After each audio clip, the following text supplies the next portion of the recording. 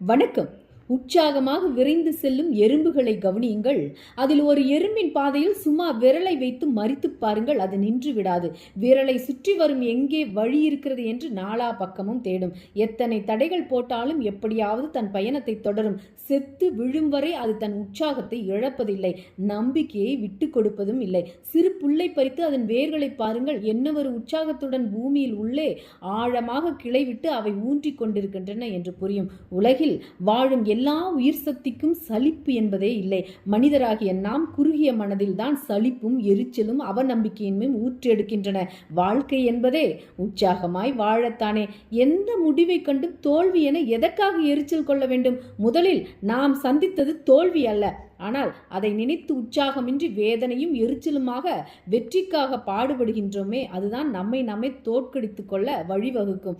ஆம், நாம் நம் நோக்கத்தில் தெளிவும் மனதில் அமைதியும் கொண்டு செயல்படும்போதுதான் நாம் விரும்பிய இலக்கை அடைய முடியும். வாழ்த்துக்கள். வாழ்க நலமுடன்.